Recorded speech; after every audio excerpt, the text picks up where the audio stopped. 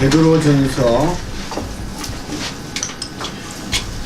1장 13절 말씀에서 17절까지 말씀을 봉독하겠습니다.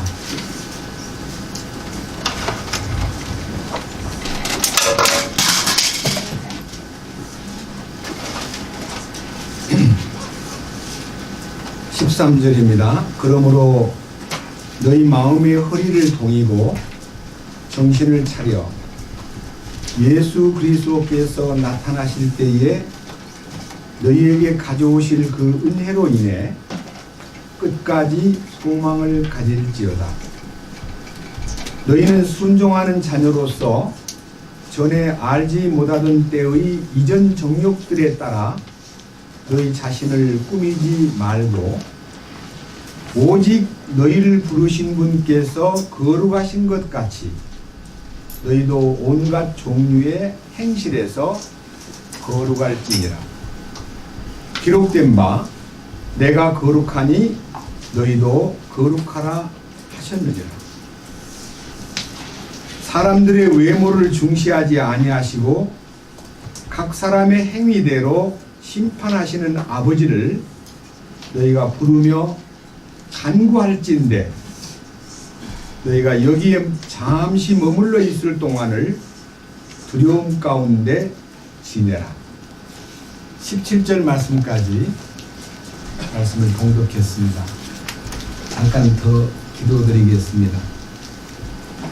사랑하는 주님, 우리를 사랑하시되 끝까지 사랑하시고 우리의 모든 죄들만 깨끗게 해주신 것 아니라 우리의 죄뿌리도 다 뽑아서 죄와 상관없는 거룩한 삶을 살도록 이끄시는 주님, 우리가 놀라운 그 은혜를 알지 못하여 죄사함 받은 것을 전부로 알고 우리는 허술하게 정말 적당하게 육신이 약함으로 죄를 지을 수밖에 없다는 변명을 하면서 얼마나 주님을 슬프게 해드리고 부끄럽게 살았는지 말로 다 할 수 없습니다. 그러한 저희들을 어떤 이에게는 30년 만에 어떤 이에게는 40년 만에 이 거룩한 십자가의 도에 눈을 열어서 우리의 자아를 성령으로 말미암아 깨끗하게 정리해 주시고 주님의 부활의 능력에 붙들려 주님께서 원하시는 거룩한 삶을 살도록 이끄시는 그 놀라운 은총에 대하여 진심으로 감사드립니다. 오늘은 이 말씀을 통해서 주님께서 우리의 생활 환경과 우리가 어떻게 주님께 거룩하게 살아갈 수 있는가에 대한 주변의 여러 조건들을 주님께서 말씀을 통해서 열어놓았은즉 우리가 이 말씀을 통해서 우리의 삶의 주변에 모든 삶의 현장에 이 말씀을 적용시켜가면서 신실되고 충성되게 살아갈 수 있도록 이끄시옵소서. 우리 주 예수 그리스도의 이름으로 기도드렸습니다.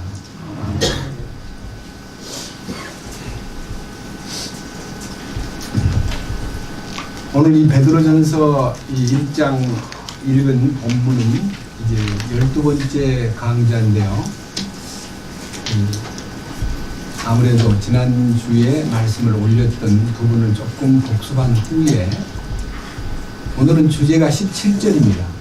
17절 한 절 속에 세 가지 주님의 뜻이 열려있기 때문에 이 17절을 말씀드리기 위해서 먼저 13절에 그러므로 너희 마음의 허리를 동이고 정신을 차려 예수 그리스도께서 나타나실 때에 너희에게 가져오실 그 은혜로 인해 끝까지 소망을 가질지어다.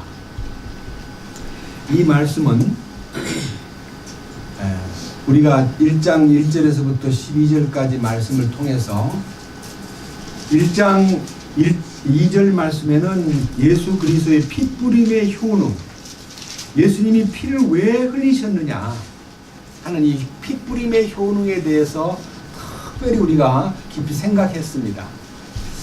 많은 사람들이 예수님이 우리를 위해서 이 만민을 위해서 피 흘리신 그 희생이 성경을 통해서 염소와 송아지의 피로 아니하고 오직 자기 피로 영원한 속죄를 이루사 단번에 성소에 들어가셨느니라. 그래서 단번에 깨끗게 해주신 데 대해서 우리는 감격하고 감동하고 감사가 넘치고 그랬습니다. 근데 대부분 이 1장 2절에 그냥 머물러 있는 거예요. 1장 3절을 보겠습니다. 하나님 곧 우리 주 예수 그리스도의 아버지를 찬송하리로다. 그분께서 자신의 풍성하신 공의에 따라 죽은 자들로부터 예수 그리스도를 부활하게 하심으로 우리를 다시 낳으사 산 소망에 이르게 하셨으며, 핏부림의 효능으로 인해서 속죄받은 것 분명한데, 두 번째는 부활의 능력으로 거듭나서 산 소망에 이르게 하셨다. 이 거듭난 생명이라는 것이 단순한 이론이 아니라 하나님의 생명을 받았다는 것입니다. 그래서 신앙생활의 가장 중요한 부분이 주님의 죽으심이 참으로 중요하지만요, 주님의 다시 사심, 그 부활의 능력이 나의 삶 속에 실제가 될 때,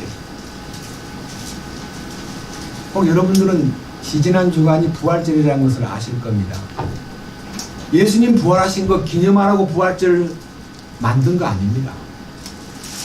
생활 속에서 1년 내내 우리 주님의 부활 능력 안에서 살아야 된다고 하는 이 놀라운 신비가 바로 그날 모두 함께 모여서 그 부활의 능력으로 나를 이 시간까지 지켜주시고 돌봐주신 주님 참으로 감사합니다 하고 그 부활의 생명을 나타내는 것이 주님 부활하신 목적입니다.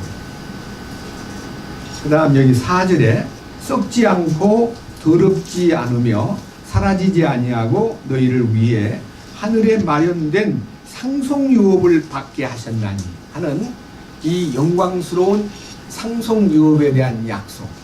그것은 단순하게 그냥 상속유업이라는 말은 나중에 죽으면 하늘나라 간다 그런 정도의 상속유업이 아닙니다. 우리는 예수 믿고 살다가 죽으면 천국 간다는 것에 대해서 많은 비중을 두고 있지만요, 사실은 죽어서 천국 가리라고 꿈꾸는 사람은 불행한 사람입니다. 살았을 때 천국이 내 안에 이루어져 가지고 천국 생활을 하다가 그 다음에 주님 부르실 때 그곳으로 옮겨가는 것입니다. 그런데 이 영원한 천국이 이루어지기 전에 이 지상에서 천년왕국이라는 이 지구의 아담이 잃어버린 이 지구의 통치권과 이 지구의 관할권을 사탄에게 빼앗겨버리고 지금은 사탄이 쥐고 있는 어떤 거짓된 권력에 의해서 이 지구의 모든 정치, 경제, 문화, 환경, 모든 이 땅의 소유권, 이 전부가 다 불법으로 점유한 사탄의 세력들에 의해서 지금 대부분 지배당하고 있습니다. 우리는 그 권력을 되찾아야 됩니다. 그런데 우리가 싸워서 정치, 경제, 문화, 환경, 토지, 소유권 모든 것을 되찾는 게 아닙니다. 우리 주님께서 오셔서 모든 것을 되찾습니다. 사실은 예수님이 마태복음 28장 18절 이하에 보면 이미 권력을 되찾은 것을 선포했습니다. 부활하신 예수님께서 하늘과 땅의 모든 권세를 내게 주셨으니 너희는 가서 모든 민족으로 제자를 삼아 아버지와 아들과 성령의 이름으로 침례를 주고 내가 너희에게 분부한 모든 것을 가르쳐 지키게 하라. 볼지어다 내가 세상 끝날까지 너희와 항상 함께 있으리라. 약속했습니다. 주님이 아담이 잃어버린 이 지구의 관리권, 통지권, 모든 지구의 소유권을 넘겨받았습니다. 이 넘겨받은 사실을 이 십자가의 피를 통해서 죄를 씻고 우리 속에 웅크리고 우리를 지배하던 사탄의 권세가 쫓겨나고 이 속에서 주님의 왕권이 시작될 때에 모든 소유가 주님 거구나. 정치, 경제, 환경, 문화, 모든 부동산, 땅의 소유권 다가 그분 것입니다. 그것이 눈이 열립니다. 그런데 왜 주님께서 빨리 안 오시느냐?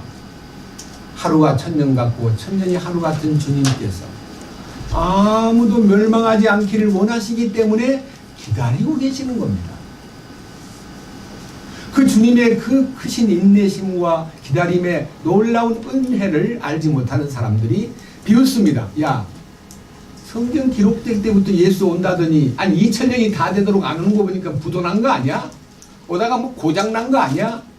이러면서 예수님의 오심을 오히려 조롱하고 무시하는 사람들이 이 마지막 시대에 많이 일어난다고 그랬습니다. 그런 면에서 자 5절 너희는 마지막 때에 드러내려고 예비된 구원에 이르도록 믿음을 통해 하나님의 권능으로 보호받고 있느니라. 여기에 예비된 구원이라는 단어가 우리 마음을 매혹시켰습니다. 하나님이 준비해놓은 구원이 있다는 것입니다. 여러분 우리가 죄사함 받음으로 구원받은 것도 놀라운 행운입니다. 그러나 그 구원은 일부입니다. 일부. 전부가 아닙니다. 죄사함을 통해서 이루어진 구원은 영의 구원입니다. 그러나 우리 주님께서 예비해 놓은 구원은요 사실은 십자가에서 못 박혀 돌아가실 때에 이미 이루어 놓은 구원이기는 하지만 우리의 이 성장 과정에 따라서 이것이 발견되기도 하고 또 처음에 주님을 만날 때 그것이 이루어진 사람은 정말 행운합니다. 무슨 말이냐면요 십자가의 전면을 보면 예수님의 흘린 피로써 너희가 깨끗해졌다고 하는 속죄의 은혜가 있고 십자가의 이면에는 너희가 그분의 십자가의 능력으로 거룩에 이르렀다 하는 피뿌림의 효능의 2대 요소, 하나는 갈보리에서 십자가 현장에서 흘린 피고 하나는 대제사장이신 예수님이 그 피를 가지고 하늘에 있는 지성소에 들어가서 우리를 위해서 뿌린 피가 우리의 거룩을 이루신 것입니다. 그러니까 우리가 구원받을 때 이미 속죄만 받은 것이 아니라 거룩해졌습니다. 근데 우리가 그걸 몰랐습니다. 왜? 우리의 신앙의 선배들이 우리에게 가르칠 때 속죄만 가르쳤지 거룩에 대해서 말해주지 않았기 때문에 지금도 구원받은 지 수십 년 된 사람에게 성경 베드로전서 1장 15절인가 보니까 16절 보니까 기록된 바 내가 거룩하니 너희들도 거룩하라 하셨는데 어떻게 된 겁니까? 물어보면 야, 사람이 어떻게 거룩해지냐? 이 더러운 죄덩어리인데 그거는 참 어려운 얘기야.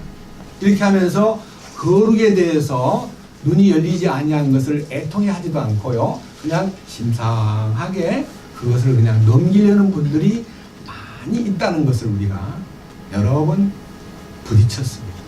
저도 그런 사람 중에 하나였습니다. 그런데 여기에 이 거룩이 우리에게 이루어져야만 7절 이것은 너희 믿음의 단련이 불로 단련해도 없어지는 금을 단련하는 것보다 훨씬 더 귀하여 예수 그리스도께서 나타나실 때의 칭찬과 존귀와 영광으로 드러나게 하려 함이니라. 우리 주님 다시 오시는 날 우리가 자던 성도들은 일어나서 깨어나고 살아있는 성도는 변화가 돼가 그분을 만납니다. 그분을 만날 때에 세 가지 여기 처음에는 칭찬과 두 번째는 존귀와 세 번째는 영광으로 드러난다. 다시 말하면 그분을 만날 때 칭찬받고 존귀한 자리에 들어가고 영광을 얻기에 합당한 자가 되는 것이 우리의 궁극적인 목표다 이겁니다. 그 다음 넘겨보세요. 8절 너희가 그분을 보지 못하였으나 사랑하는도다. 지금도 너희가 그분을 보지 못하나 믿으며 이루 말할 수 없고 영광이 가득한 기쁨으로 기뻐하나니.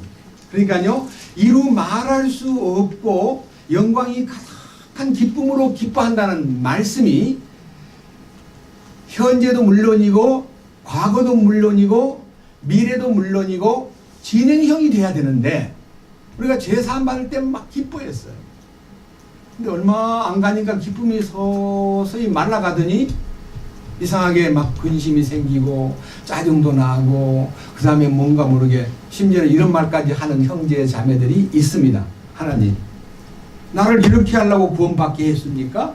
도대체 하나님 이것이 다입니까? 하고 하나님께 항의하면서 대드는 사람까지 있을 정도로 구원받은 것에 대한 완전한 구원을 받지 못하고 불완전한 속죄 하나만 받고 생활에 힘이 없고 삶이 너무 고달프니까 기쁨을 상실한 다음에 주님께 항의하는 사람까지도 생겼습니다. 그러나 여기 9절에 있는 이루 말할 수 없고 영광이 가득한 기쁨이 지속되고 그 기쁨이 현재형이 되기 위해서는 9절, 이는 너희가 너희 믿음의 결말 곧 너의 혼의 구원을 받았기 때문이라. 이 혼의 구원이라고 하는 이 대명제가 사실 우리를 주님 안으로 이끄는 이 기쁨을 유지하게 만들고 기쁨을 충만하게 만드는 요소라는 것을 성경에서 제시해 주었습니다. 이 혼의 구원이 차지하는 비중이 너무너무 크기 때문에 여기 10절에서 이 혼의 구원에 관하여는 너희에게 임할 은혜에 대하여 대언한 대언자들이 부지런히 조사하고 탐구하되 라고 말씀했습니다. 이 말은요, 이 성경을 기록한 주님의 일꾼들이요, 이 혼의 구원이라는 것에 대해서 커다란 숙제를 안고 연구하고 탐구하고 조사를 했다는 것입니다. 근데 지금 우리 주변에 혼의 구원에 대해서 전혀 관심이 없고 이 혼의 구원이라는 얘기를 마치 무슨 새로운 뚱딴지 같은 한번 구원받으면 되지 무슨 또 혼의 구원이야 하고 항의하면서 대드는 사람이 너무나 많습니다. 그러나 이 혼의 구원은 별도의, 다시 말하면 추가 구원이 아니라 이미 주님께서 이루어 놓으신 완전한 구원 속에 포함되어 있었는데 이 복음 전하는 많은 전도자들이 이 놀라운 혼의 구원에 대한 얘기를 다 찾지도 않을 뿐 아니라 탐구하지도 않을 뿐만 아니라 알지 못하기 때문에 그냥 넘겨버리고 그것을 다른 구원으로 바꿔버렸습니다. 무슨 구원이냐? 죄사함 받고 거듭난 사람은 생활구원을 받아야 된다. 생활구원이라는 단어를 여기서 만들어가지고 생활구원하고 가르쳤는데 생활구원을 수십 년 동안 나 생활구원 다 받았어, 나 생활구원 체험했어라는 사람 한 명도 만난 적이 없습니다. 그게 뭡니까? 뜬구름 잡는 구원이다. 생활구원은요, 혼의 구원을 받고 나면 저절로 이루어지는 겁니다. 이 나와 있잖아요. 자, 11절, 자기들 안에 계신 그리스도의 영께서 그리스도의 고난과 그 뒤에 있을 영광을 미리 증언해 주실 때에 그 영께서 무엇을 혹은 어느 때를 표적으로 보여주셨는지 탐구하니라. 그러니까요, 혼의 구원에 대해서 연구하고 조사를 해보니까 아하, 혼의 구원이라는 것은 11절 안에 자기들 안에 계신 그리스도의 영께서, 성령이 내 안에 오셨습니다. 그 그리스도의 영께서 나로 하여금 그리스도의 고난에 동참하여 그리스도의 죽으심에 연합을 하여 그리스도의 죽으심에 함께함으로 내가 처리되고 내 자아가 완전히 깨끗하게 되면 혼의 구원이라는 것이 나타나는구나 하는 것을, 그것이 바로 어느 때냐, 그것이 무엇이냐 하는 답이 주어졌다는 것입니다. 그래서 12절, 그들이 자기들을 위해 그것들을 수행하지 아니하고 우리를 위해 수행하였음이 그들에게 계시되었는데 그것들은 곧 복음을 선포한 자들이 하늘에서 보내신 성령님과 더불어 이제 너희에게 전한 것이요.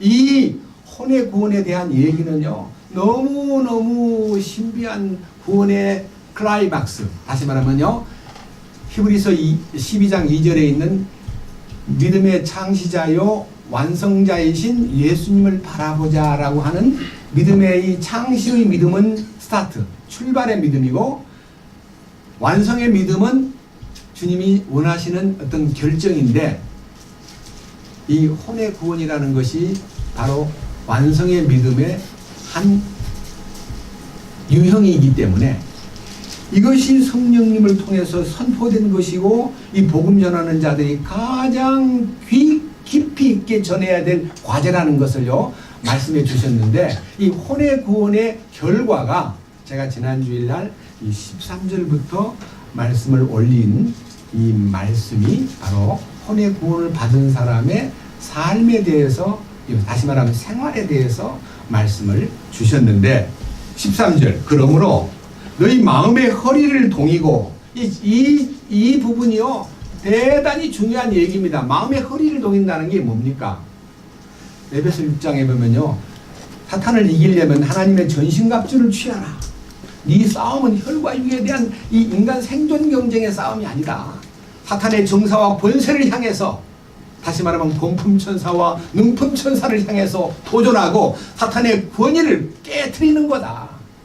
그러기 위해서 맨 처음 할 일은 진리로 허리를 동여매라. 다시 말하면 진리로 무장하라는 것입니다. 저도 지금 설교하러 올라올 때요, 이 허리띠가 느슨해지면요 자꾸 바지가 내려갑니다. 그러면 신경이 쓰여가지고 설교하다 말고 또 바지를 이렇게 올리려고 그러니까 그렇게 안 하기 위해서요 구멍을 2개 정도 좀 올려가지고 바지를 못 내려오도록 허리를 꽉 묶습니다. 그러면 제가 배심도 생기고요 설교하기가 참 쉽습니다. 맞죠? 그와 같이 너가 허리를 동인다는 말은 주님의 진리로 이 혁띠를 삼고, 네가 이 중심, 여기 요거의 허리라는 것이 우리 운동으로 말하면 이게 링크다. 링커라 그러는데, 골키퍼도 중요하고 앞에 나가서 공격수도 중요하지만 허리가 참 중요합니다. 예? 허리에 있는 사람은 뭘 해냐면요 양수를 겸해야 됩니다. 공격에도 가담하고 수비에도 가담하고. 저도 약간 축구를 잘하는 사람이었습니다. 이 허리는요 이 우리의 몸 상하를 컨트롤하는 본부입니다. 그래서 이 허리에요 숨을 쉬어도요 콧구멍으로 숨을 쉬면 건강한 사람이 아니고, 요 뱃속에요 단전에서부터 노래를 불러도, 보통 호흡을 해도, 복식 호흡을 하면 건강한 사람입니다. 맞죠? 네. 그와 같이 이 허리가 탄탄한 사람이 신앙생활을 잘하는 사람입니다. 그래서 허리를 동이라는 말은, 마음의 허리라는 것은 진리로 네 마음이 무장되어 있어야 된다. 진리로 무장되어 있어야 된다. 그 다음에 정신을 차리고라 그래서 정신. 이 정신은요 우리가 무슨 긴장하는 걸 얘기하는 게 아닙니다. 우리 주님께서 우리를 이 혼의 구원을 받게 하면요 정신이 맑아져 버립니다. 정신이 맑아져 버려요. 그래서 맑은 정신이 되는 거예요. 그래서 성경에 맑은 정신이라는 용어가 개혁에는 별로 없는데 이 흥정역 안에는 아주 많습니다. 로마서에도 있고 디도서에도 있고, 이 맑은 정신이라는 용어가요 우리를 아주 흥분시킵니다. 이 맑은 정신이라는 말은요 그분과 나 사이에 구름이 끼어 있지 않다. 청명한 하늘이 항상 보이듯이요 주님과 나 사이에 아무것도 중간에 끼인 것이 없는 단일한 눈으로 단일한 그분만 바라보는 그 눈을 가진 자가 맑은 정신을 가진 자라, 그런 뜻입니다. 그 다음 뭐라 그랬어요? 마음의 허리를 동이고 정신을 차려 예수 그리스도께서 나타나실 때에 너희에게 가져오실 그 은혜로 인하여 끝까지 소망을 가져라. 여러분 예수님 오실 때 뭐 가져온다 그랬어요? 아까 3가지죠. 첫째, 칭찬과 존귀와 영광을 받기에 합당한 자가 될 준비를 갖추는 것이 진리를 허리에 동여매고 정신을 차리고 그분께서 나타나실 때 가져올 은혜를 기다려 항상 꿈꾸는 자가 되라. 칭찬받기에 합당한 자, 존귀한 자리에 들어갈, 왕권을 얻을 수 있는 놀라운 자리에 들어갈 약속에 참여할 자, 그 다음 마지막에 영광받기에 합당한 자. 이게 3가지가 우리에게 꿈이라는 것입니다. 제가 여러 번 얘기했죠. 요셉이 아버지에게 지극히 사랑을 받았습니다. 특별하게 사랑받는 아들은요 시기가 많은 주변에서 질투하고 미워하게 마련입니다. 그것도 딴 집의 애가 아니고 형제간들이. 그래서 요셉이는 미움받는 동생이었습니다. 왜? 꿈이 있었기 때문에. 이상한 꿈을 꾸고 아침에 꿈 얘기를 자꾸 하는데 형들이 들을 때 아버지는 막 신기해가지고 그 꿈을 듣고는 고개를 끄덕끄덕 하니까 화가 난 형들이 이렇게 생각합니다. 저는 꿈쟁이를 없애버려야 되겠는데. 그래서 이 요셉이는 형들로부터 미움을 받아가지고 도단성에 형들이 양을 치고 있을 때 아버지 심부름을 갔다가 아버지가 준 음식과 포도주와 많은 음식을 형들한테 전해주는 순간 그 음식을 다 차지하고 난 다음에 요셉이를 처음에는 우물에 빠져 죽이려고 그랬는데 지나가는 상인들한테 이 사람을 팔아버림으로써 은 20냥에 요셉이는 노예로 팔려버렸습니다. 정말 말할 수 없는 운명이 되었습니다. 그리고 이제 팔려가가지고 결국은 운이 좋았는지 나빴는지 몰라도 유명한 장군 보디발이라는 이집트의 장군 집에 팔려가지고 그 집에서 충실하게 일을 잘하니까 팔려갈 때는 17살밖에 안 됐는데요. 너무너무 성실하게 잘하니까 그의 장군께서 그 집의 모든 가정 일들을 다 맡아서 하도록 가정관리의 아주 중책을 맡겼습니다. 그런데 보디발 장군의 아내가 이 요셉이를 유혹하여 계속해서 동침을 요구하고 또 사랑을 요구했을 때에 요셉이는 이렇게 말했습니다. 주인께서 우리 집에 이 집의 모든 재산과 관리권을 저에게 맡겼지만 사모님은 저에게 맡기지 않았습니다. 그러지 마세요 하고 아주 단호하게 믿음으로 그를 거절했는데 그것을 오히려 보디발 장군의 아내가 역으로 이 요셉이를 덮어 씌워가지고 자기를 강탈하려고 대든 사람으로 누명을 씌워서 결국은 감옥에다가 집어넣어버렸습니다. 그러나 요셉이는 실망하지 않았습니다. 그 당시 노예는요, 노예가 단순하게 인격적 대우를 받은 게 아니라 노예는 물건과 다름없어가지고 그냥 주인이 죽여도 아무 죄가 안 되는 겁니다.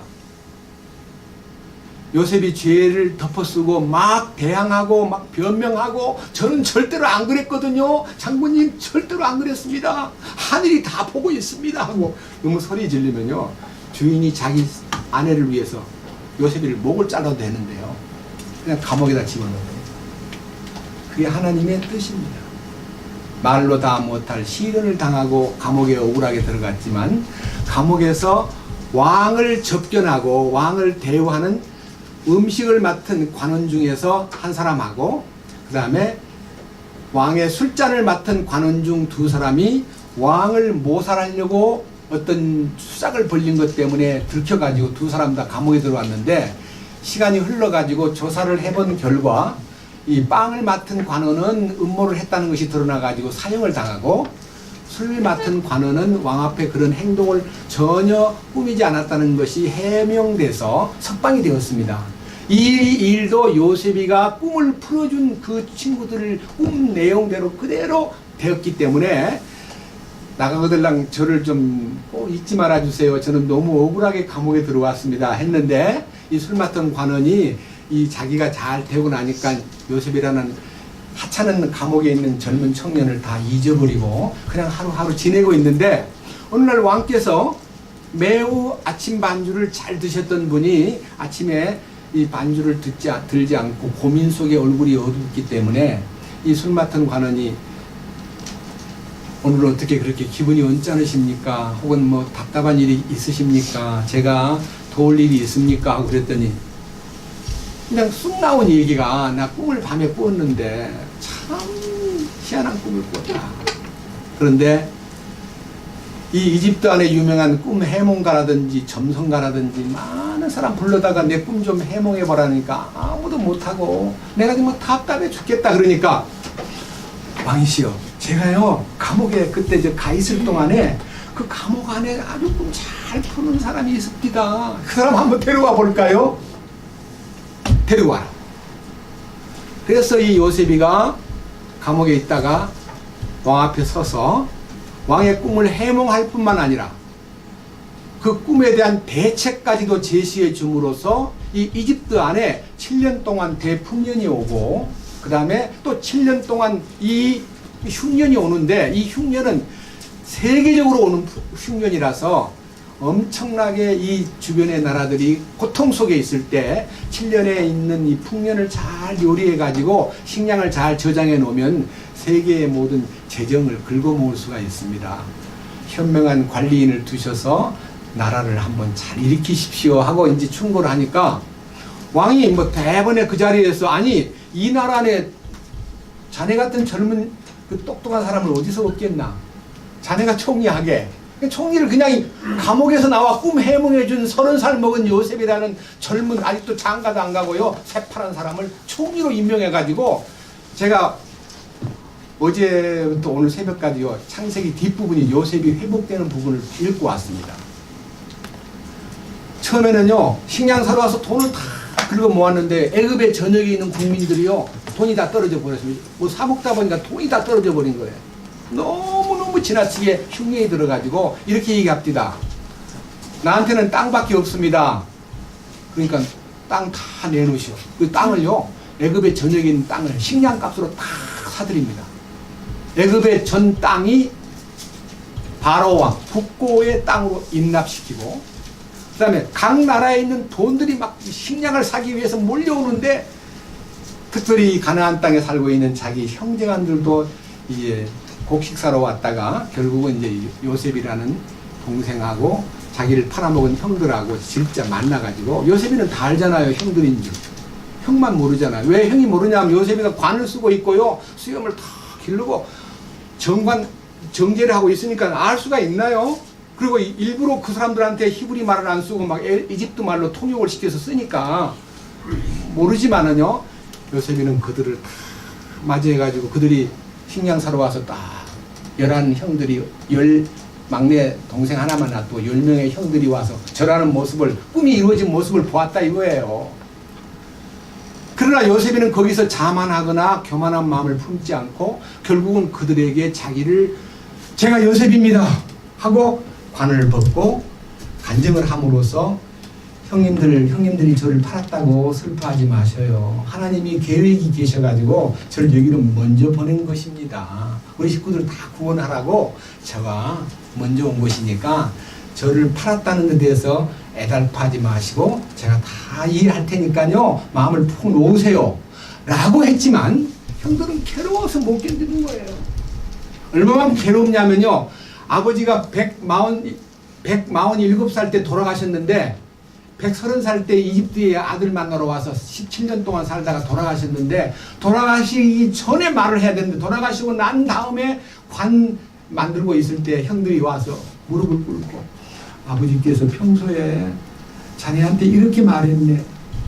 뭐라고 말했어요? 절대로 형들을 보호하지 말아라. 그럽디다.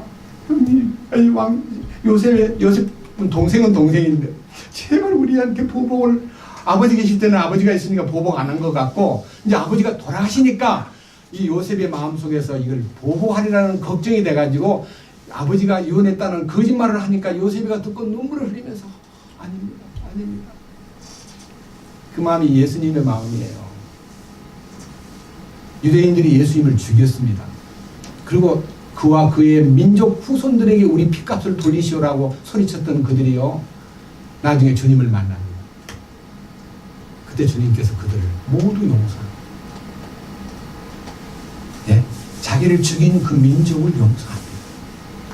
그런데 우리는 불행하게도 이 교회사 가운데 가장 나쁜 영향이 예수를 죽인 민족은 없애버려야 된다는 사상이 유대인을 고통 주게 만드는 2000년 동안의 이방인들의 마음이었고 심지어는 마르틴 루터마저도 유대인을 완전히 진멸시키는 것이 하나님 뜻이라고 생각하고 유대인을 없애야 된다는 논문을 썼기 때문에 히틀러가 용기를 얻어가지고 유대인 잡아 죽이는데 아주 굉장한 실력을 발휘했습니다.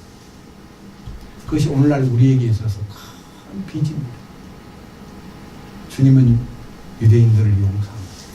그리고 유대인을 버리고 이방인을 제2의 선민으로 선택하지 않았습니다. 유대인은 여전히 선택받은 민족이고 이방인과 유대인은 부름받아가지고 주님 안으로 들어가면 교회의 일원이 됩니다. 예? 유대인 중에서 구원받은 사람과 이방인 중에서 구원받은 사람이 하나의 몸을 이루고 주님 뜻을 받든다는 얘기가 에베소 2장 11절 이하에 기록되어 있습니다. 그러니까 우리가 그런 데 대해서 너무 잘못된 과거의 견해 때문에 너무 많은 사람을 괴롭히고 죽이는 일에까지 용기를 얻은 사건은 참으로 부끄러운 역사입니다. 그런데 여기에서 우리가 13절에 나타나 있는 예수 그리스도께서 나타나실 때 너희에게 가져오실 그 은혜로 끝까지 소망을 가져라. 이 주님 오실 때 가져오실 은혜를 소망으로 삼고 사는 사람은 반드시 구비해야 될 조건이 여기 14절과 15절입니다. 첫째, 14절. 너희는 순종하는 자녀로서 전에 알지 못하던 때의 이전 정욕들에 따라 너희 자신을 꾸미지 말고. 우리가 예수님을 믿고 구원받았다 그러면서도요, 우리가 어떻게 살았느냐? 정욕이 이끄는 대로 갔습니다. 정욕이라는 것은요, 욕망이 우리에게는 얼마나 다양합니까? 욕망이라는 것은 욕망을 말로 표현한다면 첫째는 우리 인간이 갖고 있는 기본 욕망이 소유욕이면 소유욕. 예? 뭐든 여러분 애들이요, 첫째 어머니 젖을 먹고 있다가 크면은 먹고 싶은 욕망이 강하니까 어떻게 해요? 아무거나 주면 어디로 들어가요? 입으로 들어가잖아요. 그럼 그거 아니야 하고 막 종이도 입에 넣고 막 뭐든 아마 애한테 이걸 줘도요 입에다 넣습니다. 그러면 그거 막 아니라고 뺏으면 또 웁니다. 왜 뺏어가냐고. 근데 그 아이가 계속 먹으려고 하고, 이게 먹으려고 하는 것이 뭡니까? 육체의 욕망입니다.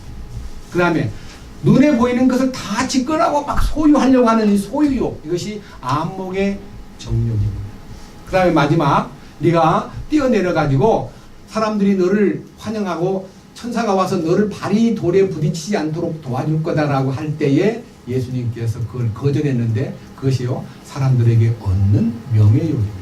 그래서요 소유욕이 계속 돈에 대하여, 그 다음에 권리에 대하여, 권력에 대하여, 명예에 대하여 많은 욕망들이 우리를 이끌어갑니다.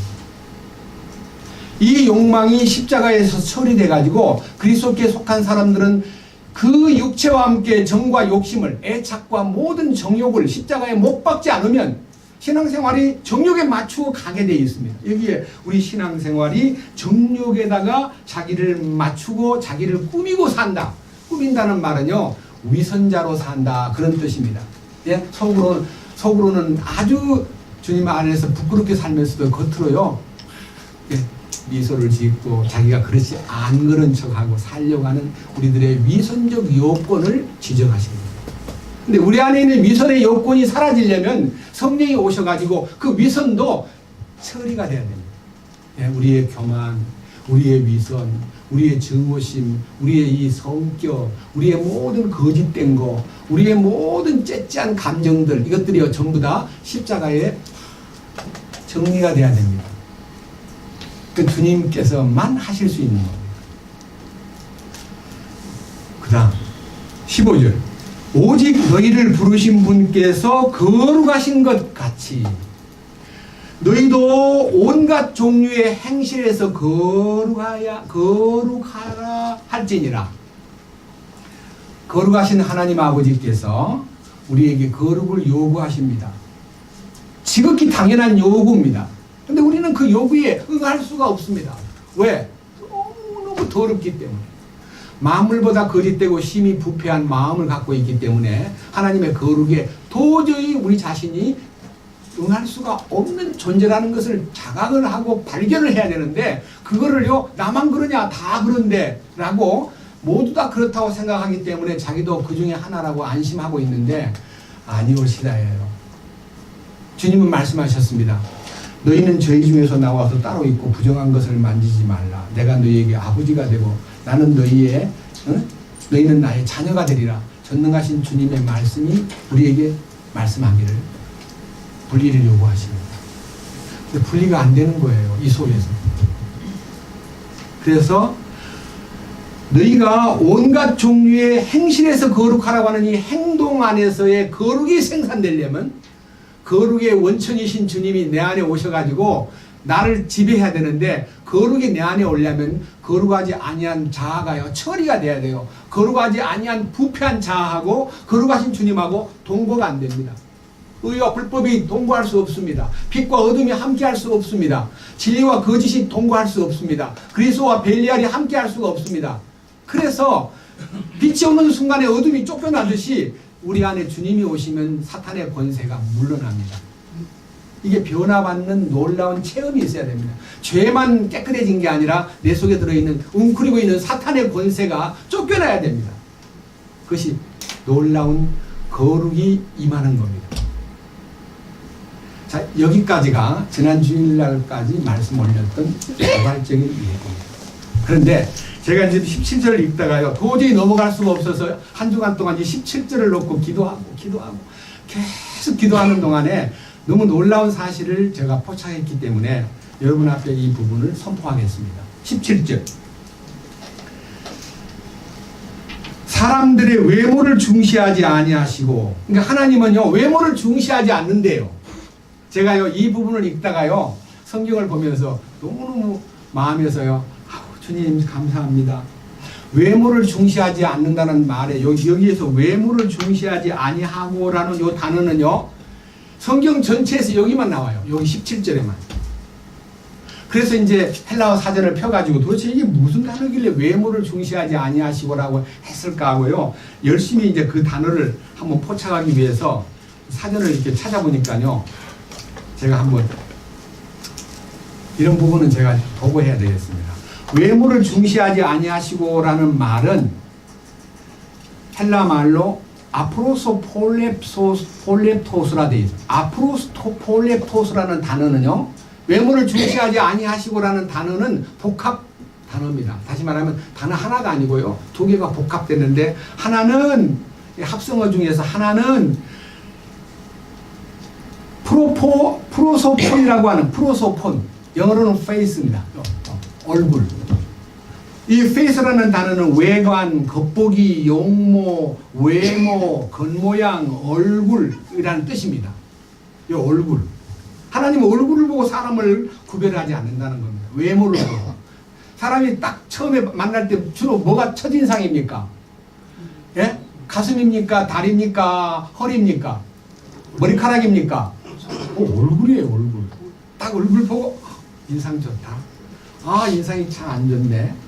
아유, 못생겼어. 와, 잘생겼네. 그치? 얼굴만 딱, 얼굴. 첫 번째 보는 것이 이 외모 중에서 얼굴이 참 중요하게 보이는데, 하나님은 절대로 얼굴을 안 본다는 거예요.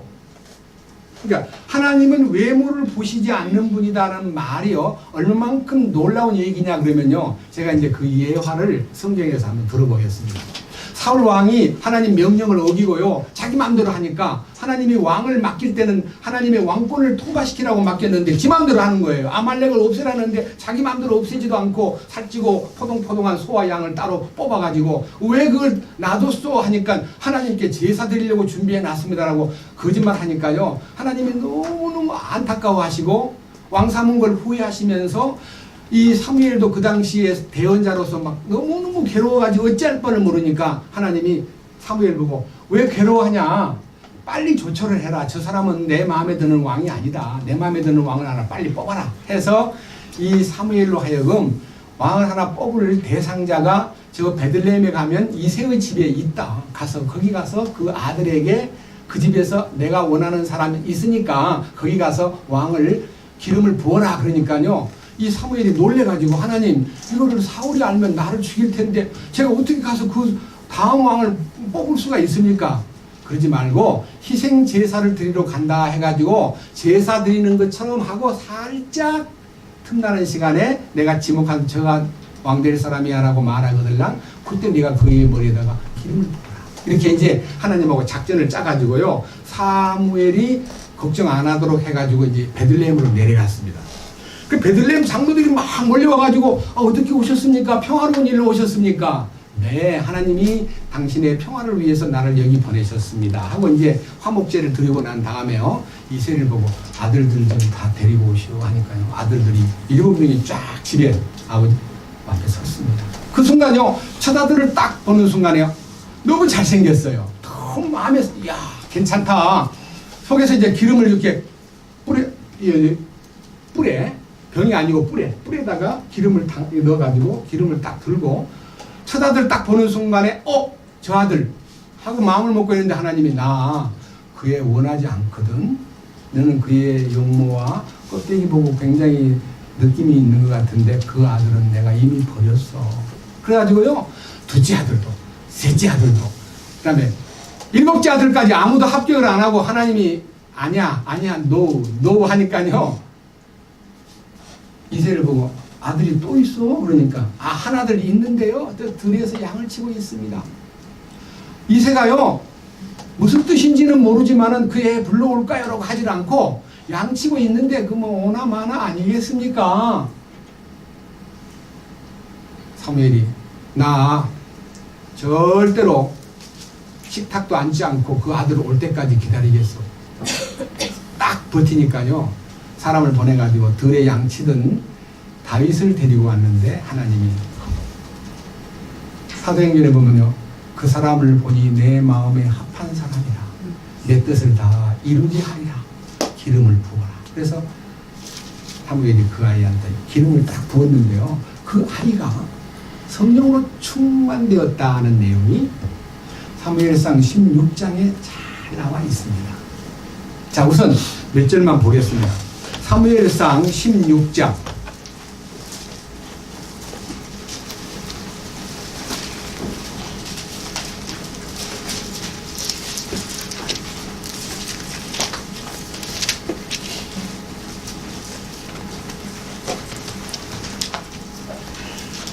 1절입니다.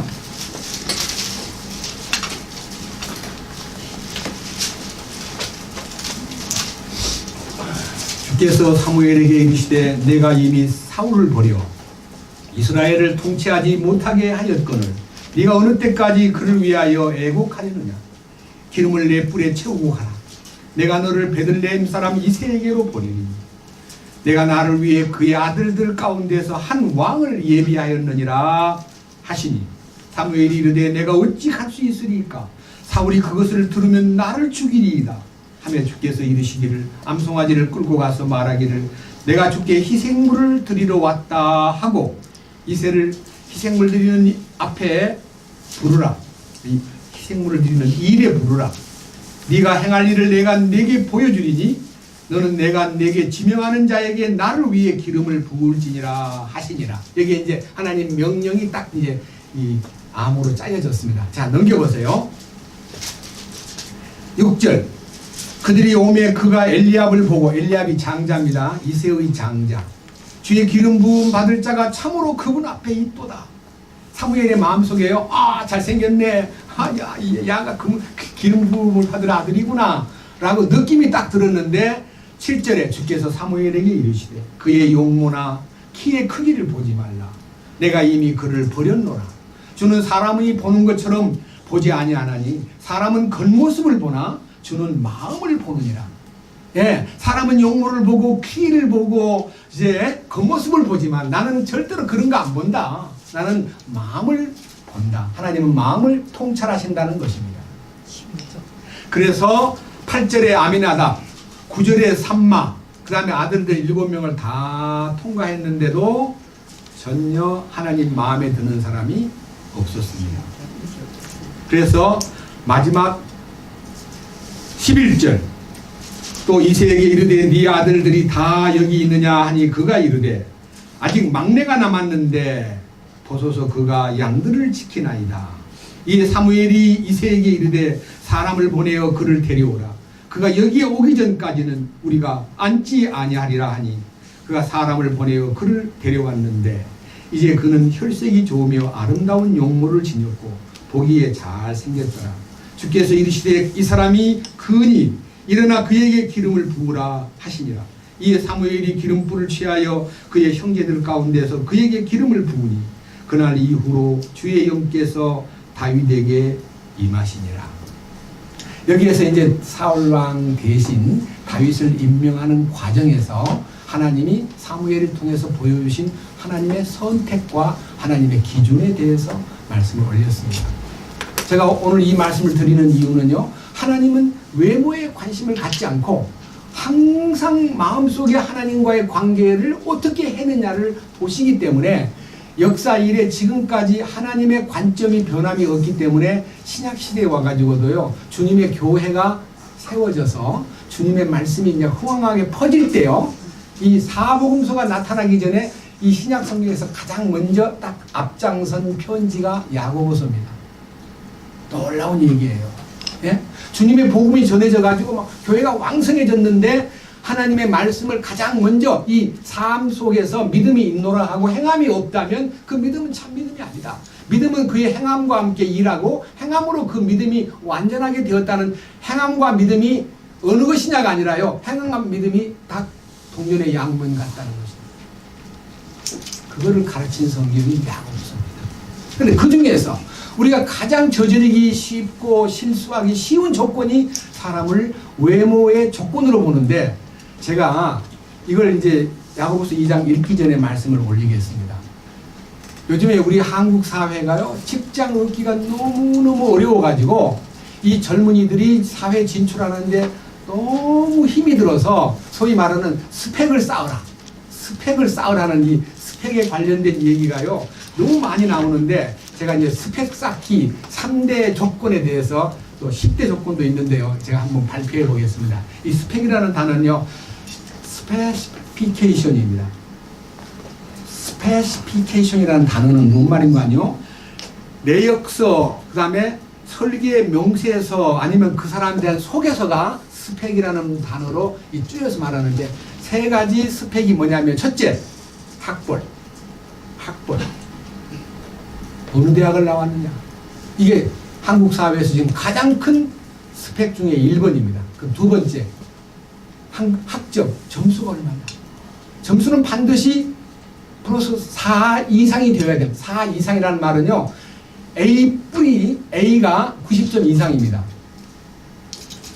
90점 받기가 쉬워요? 평균?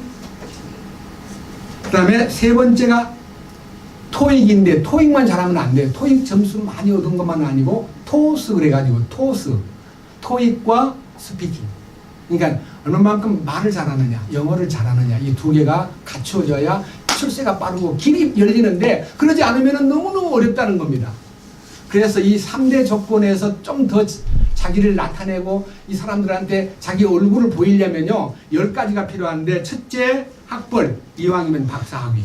둘째 학점은 4점 이상. 그 다음에 어학, 그 다음에 토익 점수하고 스피킹 능력을 겸비해야 된다. 네 번째, 해외 경험을 해야 된다. 교환 학생으로나 어학 연수 등 갔다 온 경험을 이력서에 써야 된다. 그래야 눈에가 들고 마음에 들고 뽑아준다는 겁니다. 이게 뽑히기 위한 조건입니다. 그 다음 다섯 번째가 자격증인데, 자기 해당 업종에 대한 여러 가지 자격증을 겸비해야 되는데, 자격증 따기 위해서 얼마나 고생하는지 모릅니다. 지금요, 한국에 대학 4년을 졸업하고도 졸업을 안 하겠습니다, 저는 한 해 더 공부할게요 하고 유급을 해가지고 졸업 안 하는 목적은 학점을 올리기 위해서입니다. 그런 학생이 얼마나 많으냐. 더욱더 인류 대학 안에 엄청나게 많은 젊은이들이 대학을 5년 다니겠다고 말해가지고 그대로 학비를 또 내고 머물러 있는 사람이 많습니다. 이걸 이 스펙을 쌓기 위해서. 그리고 이제 6번째, 봉사활동을 어떻게 했느냐. 그 다음에 7번째는 인턴 경험이 있느냐. 8번째는 이제 수상 경력이 있느냐. 각종 대회나 공모전에서 수상을 한 적이 있느냐. 참으로 놀랍고 기가 막힌 9번째, 10번째는 제가요, 마음에서, 야, 세상에 이게 가능할까. 나타나지는 않았지만 사람들에게 반드시 성형수술을 했느냐 안 했느냐. 아, 이 세상에 이것까지 스펙이래요. 여자들 말고 남자들도. 남자들이 눈이 이렇게 째져가지고 가면은 사람이 인상 나쁘다고 성적이 좋아도 안 쓰니까요, 이거 눈을 반드시 수술하고 가야 된다는 거예요. 코가 약간 이게 돼지 코같이 생긴 사람은 이 코를 좀 높여가지고 가야 되는데, 남자들도 성형을 엄청 많이 합니다. 성형 수술 했느냐 안 했느냐. 9번째 스펙입니다. 마지막 스펙은 선거에서도 봤잖아요. 뭐 대구의 아무개 집에 딸이 선거 유세를 나섰는데 와 우리 장인 영감 와 전국의 장인 그래가지고 그 얼굴 예쁜 여자에 대해서 관심 갖는 걸 보니까 부모가 누구냐 백그라운드가 누구냐까지도 이력서에 반영이 된다는 거예요. 이 세상이 이렇게 어려워져 버렸습니다. 그래서 우리 한국에 지금 약 40% 이상의 젊은이들이 진출을 못해가지고 엄청나게 고심하고 장가도 못 가고 직장 없으면 여자들도 안 붙는데요. 그게 얼마나 비참해요. 그 스펙을 생각하면서 성경을 딱 읽어보니까요. 엄청나게 주님 앞에 희망이 생기면서 감사하고 주님은 다르신 분이군요. 외모를 보시지 않고 사람의 이 겉모양이나 구비 조건을 보지 않고 주님 뜻을 따르는 것에 중심을 정했다 그러니까 너무 감사합니다고 저도요 이 말씀에 대해서 여러분 앞에 용기를 얻었습니다. 자, 야고보서 2장 보겠습니다.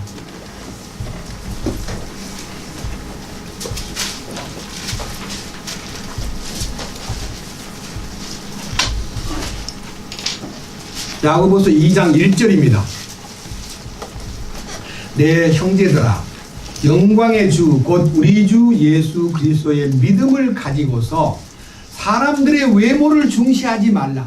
외모라는 것은 아까 말한 껍데기 조건입니다. 뭐 학벌이 어떻고 성적이 어떻고 뭐 부모가 어떻고 얼굴이 잘생기고 영어를 잘하고 뭐 성형수술해서 이쁘게 생겼고 이런 거요. 이런 외부적인 조건을 절대로 중시하지 말라. 그러니까요. 그리스도 예수의 믿음을 가지고 있는 사람은 사람의 외모에 감탄하지 마라. 외모를 보고 거기에 매력을 느끼지 마라.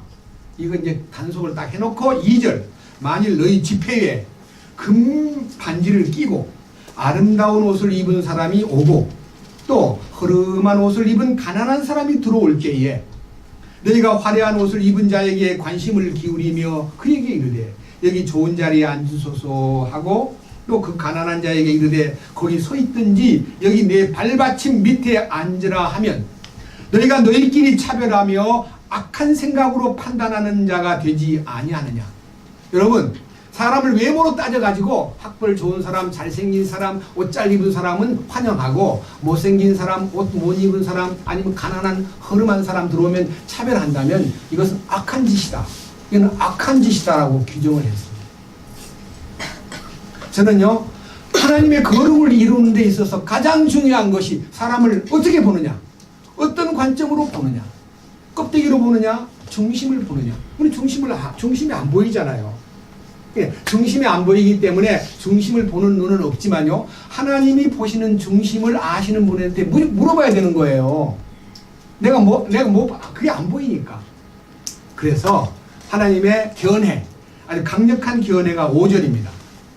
내 사랑하는 형제들아 귀를 기울이라. 여기에 이제 우리가 모르니까 외모만 보고 사람을 맞이하고 내면을 보지 못하니까 사람에게 실수하기가 쉬우니까 주님의 말씀에 귀를 기울여 보아라 그 말입니다.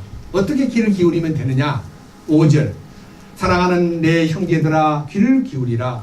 하나님께서 이 세상의 가난한 자들을 택하사 믿음에 부유하게 하시고 또 자신을 사랑하는 자들에게 약속하신 왕국의 상속자들로 삼지 아니하였느냐. 그러나 너희는 가난한 자들을 없이 여겼도다.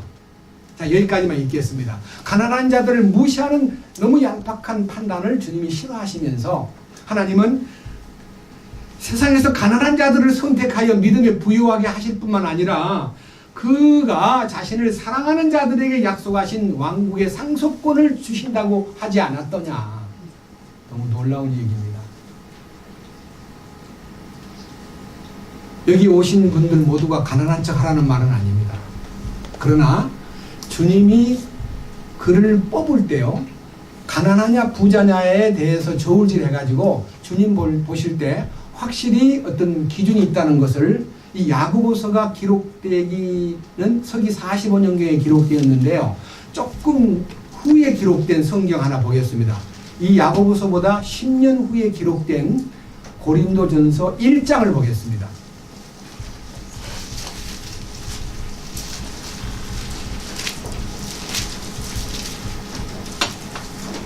고린도전서 1장 26절입니다. 형제들아, 너희를 부르신 것을 너희가 보거니와 부르심을 받은 자로서 육체를 따라 지혜로운 자가 많지 아니하고 강한 자가 많지 아니하며 고귀한 자가 많지 아니하도다. 여기도 그런 분이 대다수입니다. 주님이 보실 때요, 막 고귀하다는 말은 아마 그 당시로 말하면 무슨 장관이든 뭐 대단한 그 관직을 가진 뭐 별단 장성이든 또 어느 회사의 회장님이시든 이런 분들이 교회 안에 많이 온 게 아니라 별로 이름도 없고 누가 알아주지도 않는 약한 자들이 모여 있다 그러는데, 여기 가운데 약한 자가 아니라는 분은 양해해 주시기 바랍니다.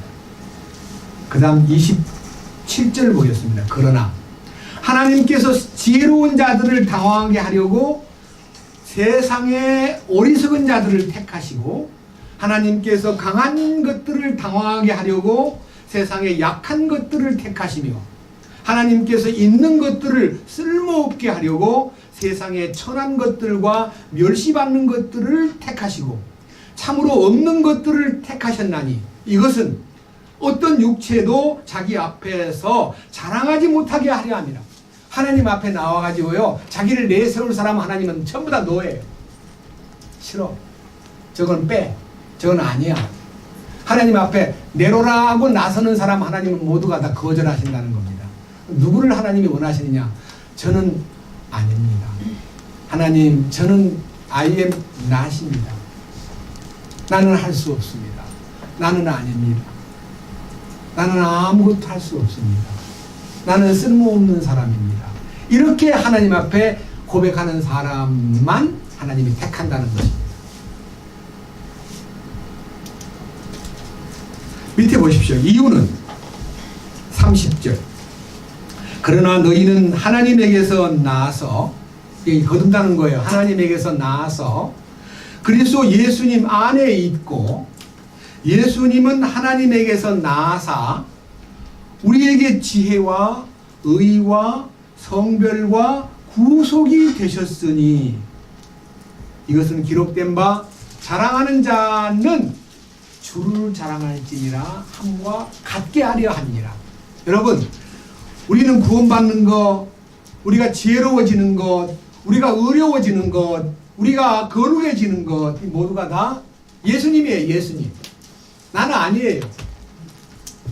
그러니까 자기가 아니라는 것을 알면, 아, 예수님이 나의 구원이시구나, 예수님이 나의 지혜이시구나, 예수님 그분이 나의 거룩이시구나, 이렇게 예수님이 나의 모든 것을 주장하는 분으로 영접할 때 그가 주님의 지혜로, 주님의 능력으로, 주님의 모든 것이 그에게 뒷받침이 되기 때문에 비로소 하나님의 거룩을 수행할 수가 있다, 그 말입니다.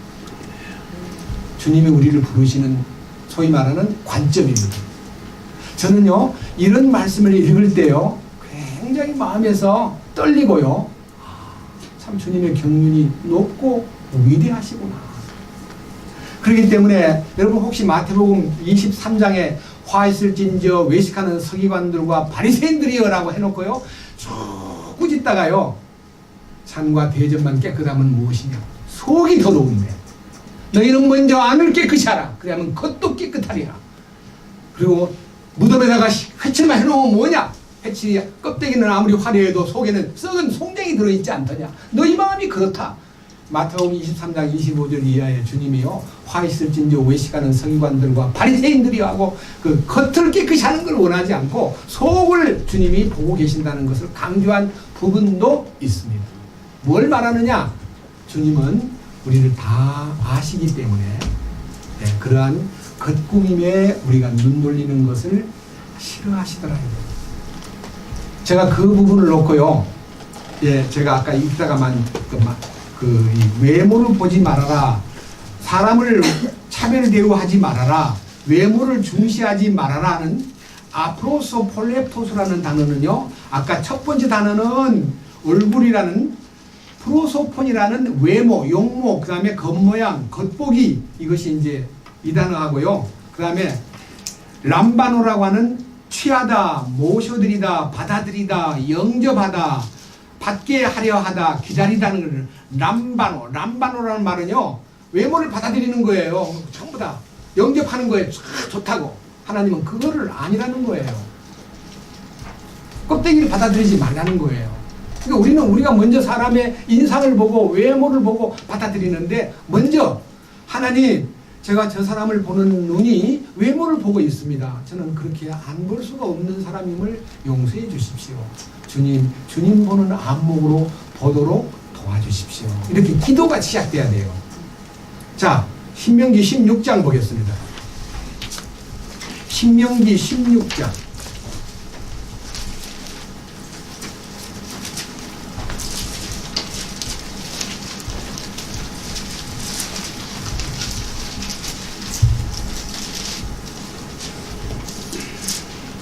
18절입니다.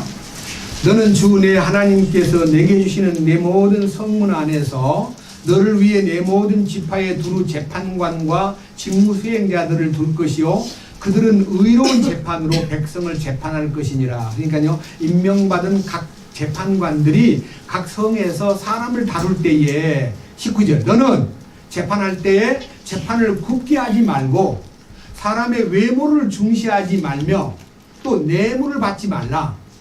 뇌물은 지혜로운 자의 눈을 어둡게 하고 의로운 자의 말을 굽게 하느니라. 너는 전적으로 의로운 것만 따르라. 그리하면 네가 살겠고 주 내 하나님께서 내게 주시는 땅을 상속하리라. 제가요, 지금 한국 사회에도 이런 말이 돌고 있습니다. 여러분들도 알 겁니다. 유전무죄, 무전유죄. 돈 없는 사람은 죄가 없어도 유죄를 받고, 돈 있는 사람은 죄가 있어도 무죄를 받는다는 거예요. 왜? 재판장한테 뇌물을 많이 매겨가지고 그냥 유죄를 무죄로 때리고요, 유죄를 무죄로 때리고, 그게 뭐예요? 돈 있는 대로 판결이 가는 거예요. 이 비참한 재판이잖아요. 근데 하나님은요, 당신이 이렇게 말씀하셨습니다. 너가 외모를 취하지 않아야 되는 이유가, 네가 하나님 아버지한테 기도를 하기를 모든 것을 행위대로 판단하시는 분을 아버지라 부르고 그분에게 간구하는 사람이라면, 네가 기도하기를 하나님, 당신은 공정하신 분입니다. 당신은 공의로우신 분입니다. 주님, 모든 것을 주님 앞에 내놓습니다. 인도해 주십시오라고 말하는 네가 어떻게 사람을 외모로 보느냐. 나는 중심을 보고 판단하는데 너는 뭘 보고 판단할래? 그래서 하나님이 보시는 관점은 얼굴도 아니고 돈도 아니고 조건도 아니고 학벌도 아니고 영어 잘하는 것도 아니다. 하나님이 너를 보는 것은 믿음만 보는 거예요. 여러분, 우리가 하나님이 보는 안목으로 보기를 갈망해야 거룩을 이룰 수가 있습니다. 다시 봅니다. 본문. 자, 이제 베드로전서 1장 17절입니다. 사람들의 외모를 중시하지 아니하시고 각 사람의 행위대로 심판하시는 아버지를 너희가 부르며 간구할진대. 그 공의로운 하나님, 그분을 네가 아버지라고 부르고 그분에게 네가 기도를 하고 있다면 너 거룩을 추구하는 사람일진데 네가 할 일은 하나밖에 없다. 이게 이제 마지막 키워드입니다. 하반절에 뭐라 되어 있습니까? 여기에 잠시 머물러 있을 동안에, 요 잠시 머물러 있다는 말은요, 이 다른 성경에 보면요, 체류자로 머물러 있다. 그 다음에 나그네 길을 가고 있다. 그런 뜻입니다. 나그네. 옛날 성경에는 나그네로 있을 때를 그렇게 나와 있습니다. 우리는 다 나그네입니다. 근데 어떤 나그네냐? 그냥 노래에 나오는 인생은 나그네 인생, 그렇게 말고 참으로 여러분 실제 속에서 나는 나그네라는 것을 어떻게 인식하고 어떻게 실제적으로 사느냐는 문제가요, 성경에 제시되어 있기 때문에 이 나그네라고 하는 이 관점에서 사람을 대하고 나그네로서의 입장에서 주님을 향하는 마음이 있을 때 그 마음이 두려움으로 가득 찬다. 두려움. 예? 나그네라는 인식이 있을 때 주님을 향한 두려움이 있다 그랬습니다. 제가 이 두려움이라는 단어도요 좀 찾아봤습니다. 두려움이라는 단어는 헬라 말로 포보스입니다. 포보스. 이건 한번 써볼게요. 이렇게 씁니다. 포보스. 이게 포보스. 예. 포보스입니다. 무슨 말이냐? 이 나그네 이제 두려워한다는 말은요, 경외한다, 공경한다, 존경한다, 우러러본다 그 말입니다. 벌벌 떤다 그 말 아닙니다. 하나님을 두려워한다는 말은 벌벌 떨고 무서워하는 거 아니고요. 그를요 우러러보고 경외하고 존경하고 사랑하고 찬양하는 마음을 가진 사람을 포보스라고 합니다. 네? 여러분 하나님을 사랑하는데 하나님이 요구하시는 것이 얼마만큼 구체적이냐 그러면요, 이 부분에 대해서 우리가 눈을 좀 떴으면 참 좋겠어요. 이 부분에 대해서 아까 읽었던 야고보서 2장 하나 더 보겠습니다. 이게요 꼭 필수 조건입니다.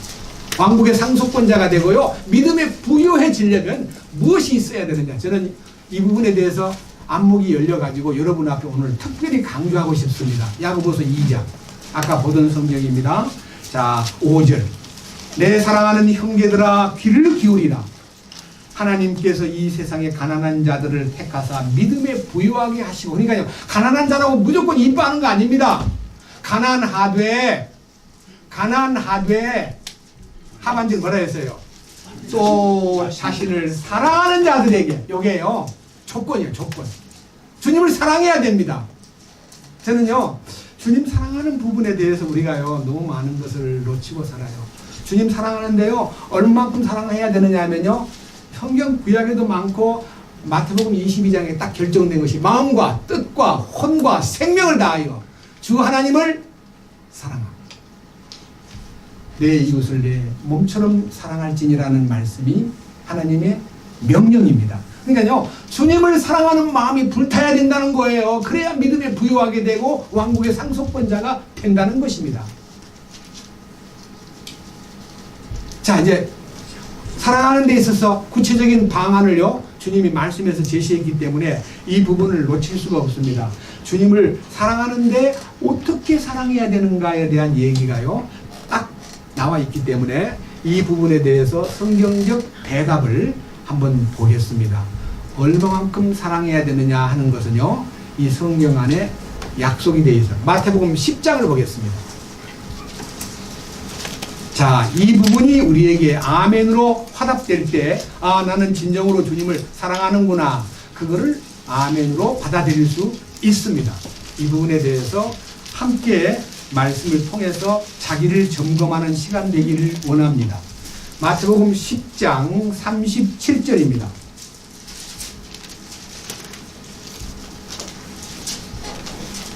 다 찾았습니까? 네.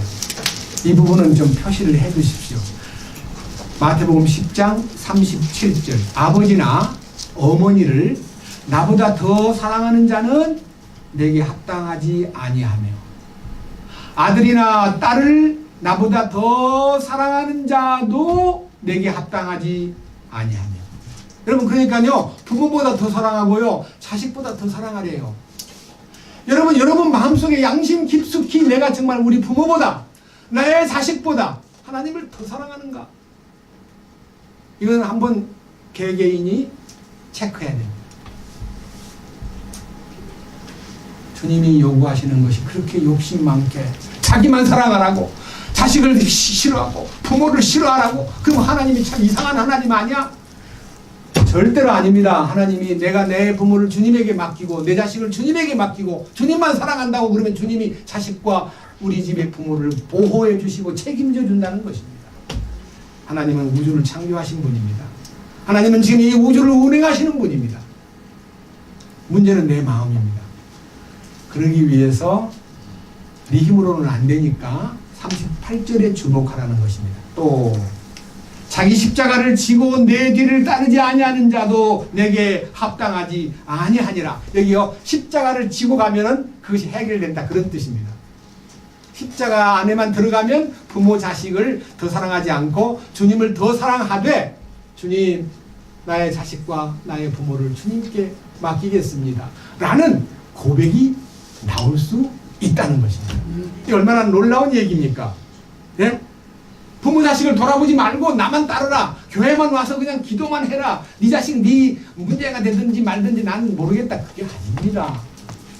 근데 제가 알고 있는 우리 주변에 저도 어릴 때부터 봤는데요, 제일 망나니가 장모님 아들이고요, 둘째 망나니가 또 목사님 아들입니다. 제가 군대 생활하면서 어느 목사 아들하고 부딪혔는데요.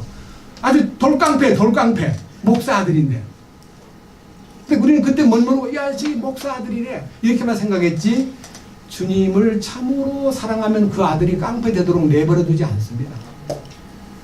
목사님이 위선자로 살았기 때문에 애 눈에 아버지가 그렇게 사는 것이 그 아들에게 영향을 준 겁니다.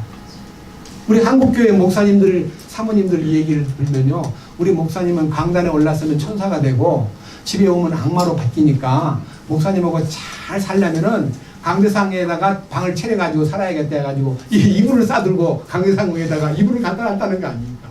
그 막 사람들이 왜 거기다 이불 갖다 놔요 하니까 우리 목사님이 여기서 말씀 전할 때는 천사입니다. 나는 우리 목사님하고 살고 싶어요. 여기서 집에만 왔다 그러면 악마가 되는데 우리 집에 못 오게 해야 돼요.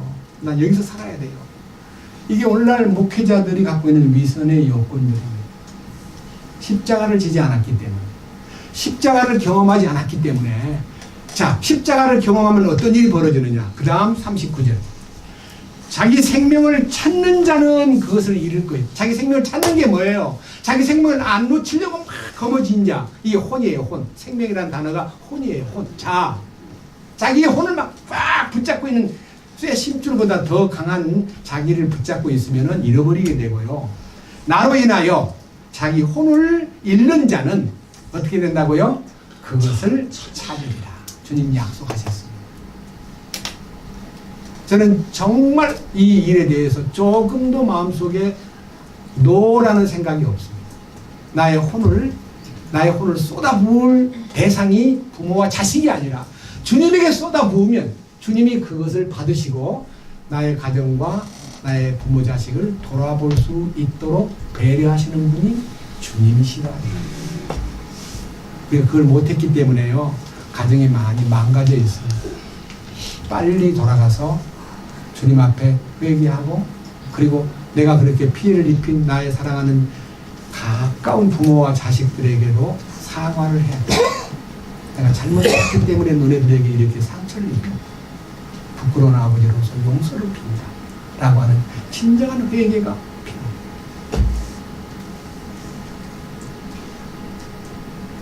이게 성경에 가르친 주님의 아주 교훈입니다. 저는 이 부분에 대해서 다시 이제 좀 더 보고 싶은 마음이 있습니다.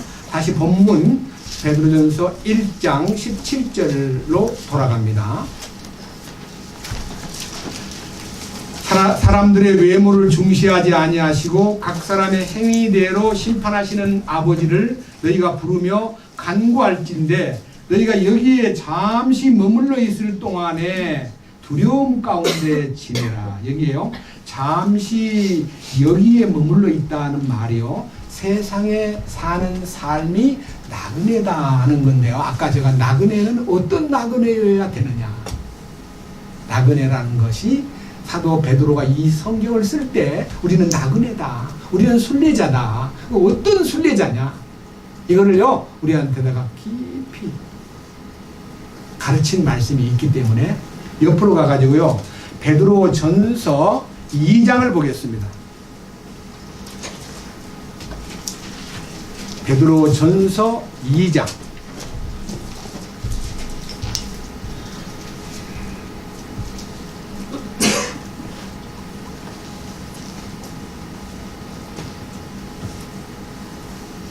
17절입니다.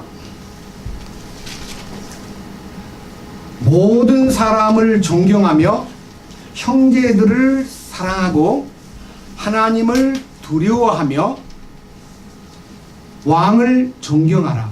사실은요, 우리 이제 이 영의 구원을 받고 혼의 변화를 받은 사람은요, 이 대인관계에서 과거에 우리가 모르고 그냥 너무 차별 대우하고요, 구원받은 사람은 이쁘고 고난받은 사람은 뭐 이방인이라고 무시하고 이렇게 사람을 막 이렇게 차별 대우를 했는데요, 여기에서 모든 사람을 존경하며 형제들을 사랑하라는 말은요, 모든 사람을 구원받을 수 있는 길로 인도하기 위해 그를 배려하고 그를 위해서 여러 가지로 이 그리스도인으로서의 존경을 나타내는 것이요, 우리가 처세에 참 중요합니다. 모든 사람을 구원받기 위해 태어난 사람들인데 그들이 몰라서 지금 방황하고 있을 뿐인데 그들을요 무시하면 안 됩니다. 그들을 존경하라 그랬습니다. 모든 사람을 존경하라 그랬습니다. 그리고 형제를 사랑하고 하나님을 두려워하는 것만 아니라 왕을 존경하라. 그러니까 정치하는 사람도 우리가 욕하고 그냥 무시하고 막 여러분 선거철이 지금 가까웠는데 우리가 괜히 우리 무슨 정견이 좀 있다고 뭐 가지고 뭐 당을 따지고 뭐 어떤 죽일 놈 살릴 놈 뭐 대통령이 엉망이다 여자니까 형편없다 이렇게 우리가 함부로 손가락질하는 거 아닙니다. 기도해야 됩니다. 주님 이 나라를 위해서 이 나라가 너무 어렵습니다. 저 위에 있는 김정은이는 미쳐 있습니다. 주님이 막아주십시오. 그가 핵폭탄을 던지겠다 그러고 세계를 다 불태워버리겠다고 막 미친 소리를 하는데 그의 미친 마음을 다스려 주십시오. 우리는요 위정자들을 위해서 기도하면서 우리 삶 속에 윗사람을 바라 하나님만 두려워하는 게 아니라 그 다음 밑에 보세요. 18절 뭐라 되어 있습니까? 종들아 모든 두려움으로 너희 주인들에게 복종하되 선하고 부드러운 자들에게만 아니라 까다로운 자들에게도 그래요. 주인 중에도요 아주 나쁜 주인이 있습니다. 아주 못된 주인도 있고 까다로운 주인도 있습니다. 그러니까요 내 마음에 드는 주인이라고 존경하고 내 마음에 안 드는 주인은 무시하고 뒤에서 욕하고 그러지 말고 아주 나쁘게 느끼는 윗사람도 두려움으로 복종하라. 이게요 우리 그리스도인이 주님을 바라보기 때문에 그런 마음이 우러나올 수가 있다.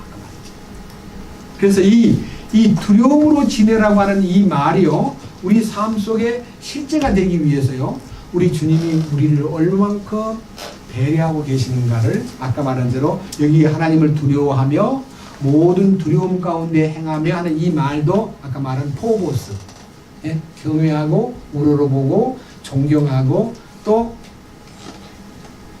두려움으로 대하라. 이 말이요 전부 다 믿음을 가진 사람들이 당연히 가져야 될 태도다 이 말입니다. 그 이유는요 제가 아까 말씀에서 올렸듯이요 우리 자신들이 참으로 주님을 사랑하고 주님을 마음속으로 받아들인 사람으로서 우리들이 이 일에 대해서 가정에도 마찬가지 가정에도 자 한 장 넘겨보세요. 3장으로 한번 넘겨보세요. 3장 1절 2절입니다. 아내들아 이와 같이 너희도 너희 남편에게 복종하라. 이것은 누가 말씀에 순종하지 아니하여도 그들 또한 말없이 아내의 행실을 통해 얻고자 함이니 두려움이 동반된 너희의 정숙한 행실을 그들이 눈여겨보느니라.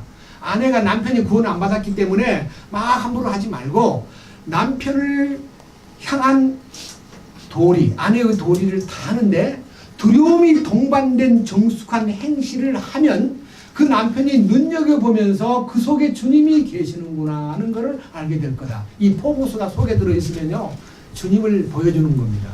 내가 주님을 생각함으로 남편에게 순종하면 그 남편은 내 순종만 좋아하면서 말 잘 듣네 기분 좋다 계속 그래 하고 나를 부려먹는 것만 능하지 않고요 우리 집 사람을 순종하게 만든 저 정숙한 행실은 주님이 주신 거겠구나 라고 하는 느낌이 전달된다는 것입니다.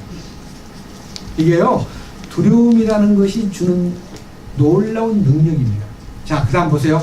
3절 너희의 단장은 머리를 닦고 금으로 치장하며 옷을 차려입는 그런 외적인 단장으로 하지 말고 껍데기 막 꾸며가지고 얼굴 많이 예쁘면 뭐합니까? 여러분 제가요 어떤 장면에서 봤는데 여러분 생각해 보십시오. 여다가요 막 얼굴을 막 따듬고 막 이쁘게 막 그리고 하다가 남편이 뭐 하니까 막 여기 그러다 말고 막 신경질 내니까 남편이 징그럽다고 나가버리더라고요. 그 여러분 이쁘면 뭐합니까? 남편하고 그렇게 안 맞는데 그러니까 껍데기 가지고 꾸미지 말고 중요한 것은 4절 오직 마음이 감추어진 사람으로 하되 썩지 아니하는 것 즉 온유하고 조용한 영의 장식으로 할지니 그것은 하나님의 눈앞에서 지극히 값진 것이니라. 그러니까 하나님을 생각하면서 화장 그렇게 많이 안 해도 참으로 이 내적인 온유하고 조용한 영의 장식 이제요 영이 나타나도록 영이 양심에서 우러나오는 진심이 나타나도록 행동으로 보여라 그것이요 두려움을 소유한 정상적인 그리스도인의 삶입니다. 5절 옛적에 하나님을 신뢰한 거룩한 여자들도 이런 방식으로 자기 남편에게 복종하여 자기를 단장하였나니 사라가 아브라함을 주라 부르면서 그에게 순종한 것 같이 너희가 잘 행하고 어떤 놀라운 일에도 두려워하지 아니하면 그녀의 딸들이 되느니라. 그래서요 이 가정생활에서도 아내의 역할이 남편을 구원받게 만드는요 놀라운 역할을 할 수 있다. 꼭 그것만 남편에게만 아내에게만 책임이 있다는 말 아닙니다. 베드로는 결혼한 사람이기 때문에 자기 얘기를 또 합니다. 밑에 보십시오. 7절 남편들아 이와 같이 너희도 지식에 따라 그들과 동거하고 아내와 동거하고 아내는 더 약한 그릇이요 또 생명의 은혜를 함께 상속받을 자로 여기고 존중하라. 그리하여야 너희 기도가 방해를 받지 아니하리라. 저는 집에서 아침 눈 뜨면 저녁에 눈 감기 전에 두 사람이 함께 기도합니다.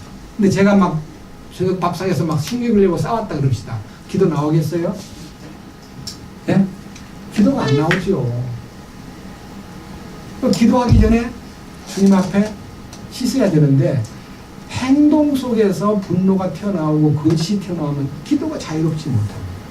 그래서 아내는 약하다는 것을 네가 알고 그를 사실은 존중히 여기고 귀히 여겨라 그랬습니다. 다른 성경에는 아내에게 모질게 대하지 말아라 그랬습니다.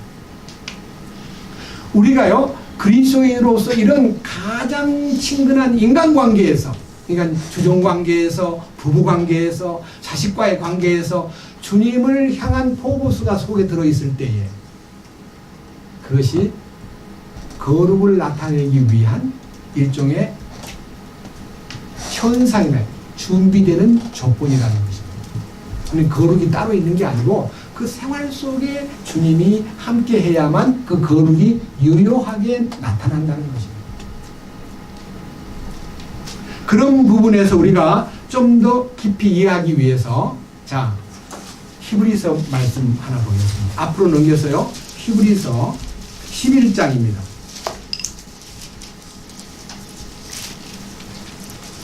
히브리서 11장.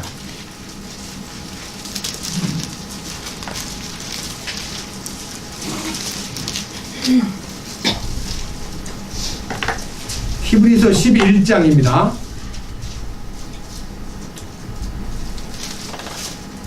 13절 이들은 다 믿음 안에서 죽었으며 약속하신 것들을 받지 못하였으되 멀리서 그것을 보고 확신하며 끌어안았고 또 땅에서는 자기들이 나그네요 순례자라고 고백하였으니 그러니까 우리가 사는 동안에요 내가 나그네며 순례자입니다라고 고백하는 믿음이 우리에게 있어야 이 땅에 대한 모든 주어진 조건이나 환경이나 물질이나 모든 상황에 대해서 감사할 수 있습니다.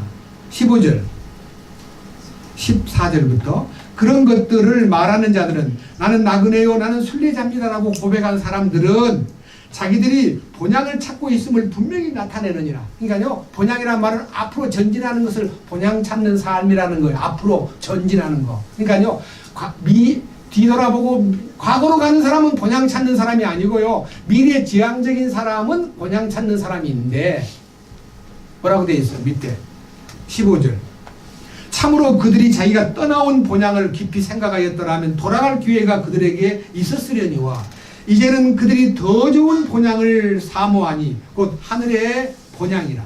우리가요 아브라함이 떠나온 과거를 생각하니까 내가 그때 잘 살았는데 잘 어렵지 않게 살았는데 왜 이렇게 힘들게 나를 끌어낼까? 내가 하나님 인도하는 길이 왜 이렇게 험악할까? 이런 생각하면요 자꾸만 옛날로 가고 싶어요. 이스라엘 민족이 가나안 복지를 향해서 가야 되는데 광야에 들어와가지고 자꾸 뒤돌아보는 거예요. 애굽이 좋았는데 거기서 먹던 고기도 맛있었는데 파와 마늘과 부추도 맛있었는데 자꾸 과거로 돌아가면 타락이 되는 거예요. 근데요 과거를 잊어버려야 돼요.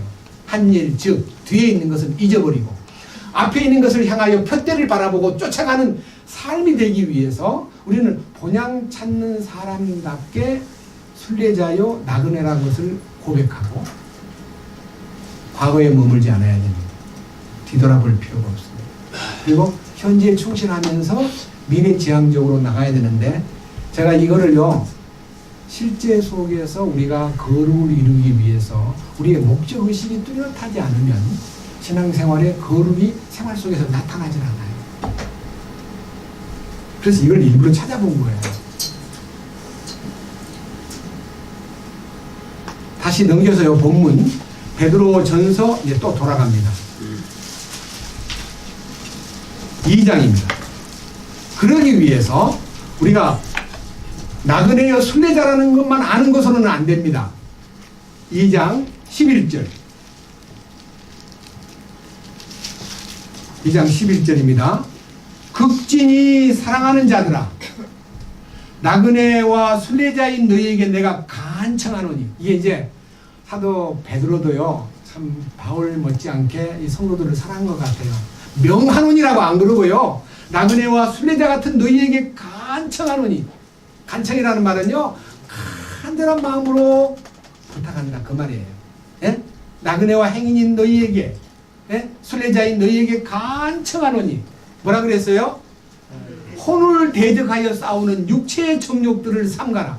예, 혼의 구원을 받았다 그러면서도 아직도 찌꺼기가 남아가지고요, 아직도 뭐 쉽게 말하면 세상으로 가려는 욕망이 자꾸 나를 뒤땡기는 거예요. 가자.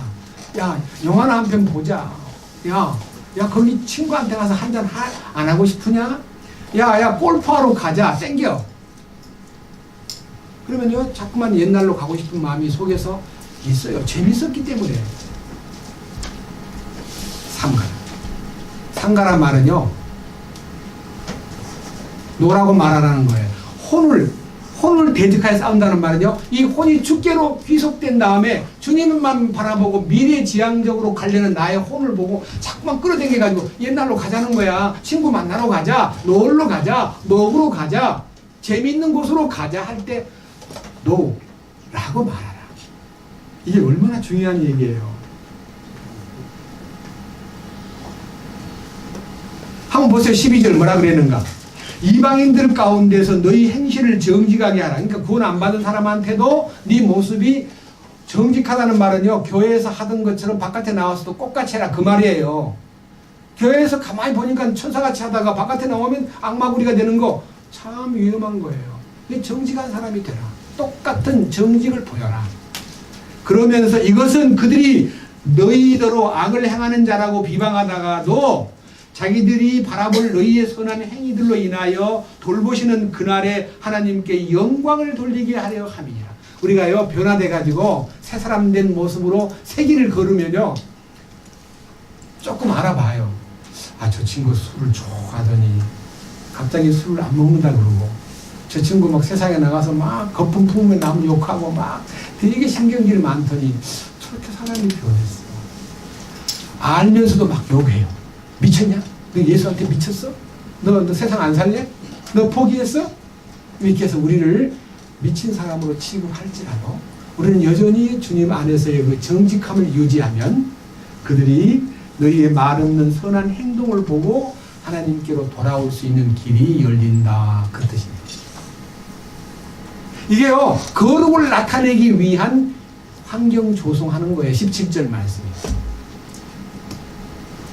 저는 여기에서 이 말씀을 마감하고자 합니다.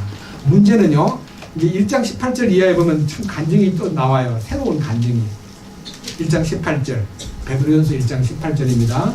너희가 알거니와 너희 조상들로부터 전통으로 물려받은 너희의 헛된 행실에서 너희가 구속받은 것은 은이나 금같이 썩을 것들로 된 것이 아니요 오직 흠도 없고 점도 없는 어린 양의 피 같은 그리스도의 보배로운 피로 된 것이니라. 다시 이제 피로 돌아와요. 피로. 왜 그러냐? 우리의 생활 가운데 이 구속받은 은혜, 어린 양의 피에 대한 가치를요 생활 가운데 항상 간직하고 필요에 따라서 거룩만 추구하지 말고 네 마음속에서 그 어린 양의 피를 우러러보고 감사하고 간증하고 그 피를 자랑하는 사람이 되어야 된다. 중간중간 자꾸 나오는 거예요. 그 다음 뭐라 그랬어요? 20절. 참으로 그분께서 세상의 창건 이전에 미리 정하였으되 이 마지막 때에 너희를 위해 드러나셨으며 너희는 그분으로 말미암아 그분을 죽은 자들로부터 일으키시고 그분에게 영광을 주신 하나님을 믿으니 이것은 너희의 믿음과 소망이 하나님 안에 있게 하려 함이니라. 너희가 성령을 통해 진리에 순종함으로 너희 혼을 깨끗하게 하여 거짓이 없이 형제들을 사랑하기에 이르렀으니 순수한 마음으로 뜨겁게 서로 사랑하라. 여기에 이제 귀결점이 뭐냐면요, 주님이 우리를 향하신 뜻이요, 아까 야고보서 2장 5절의 말씀처럼 세상에 대하여 가난한 것만 갖고는 안 돼요. 주님을 진심으로 사랑해야 돼요. 제가요, 지금 여기에 불륜받은 사람들, 최근에 돌아온 사람들 보면요, 비록 한계를 느끼고 안타까워는 했지만요, 진심으로 주님의 뜻을 따르려고 하는 마음이 큰 사람들, 간절한 사람들이 다 돌아와요. 연결돼요. 아무나 못 와. 허술하게 살던 사람들 절대로 여기 들어오지를 못해. 이 왕국 보고만. 그래도 여기에 초대받아가지고 설교 듣는 것만 해도요, 주님이 나를 향한 배려가 시작되었구나라고 느끼고 거기에 도전해야 돼요. 누구를? 자기를 향해서.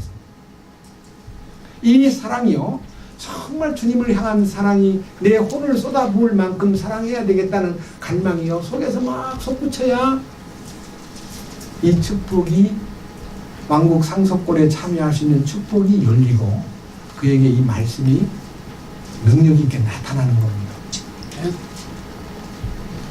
저는 그런 부분을 여러분 앞에 소개하기 위해서요, 몇 절만 읽고 마치겠습니다. 자, 이제 고린도후서 7장을 한번 보겠습니다. 고린도후서 7장입니다.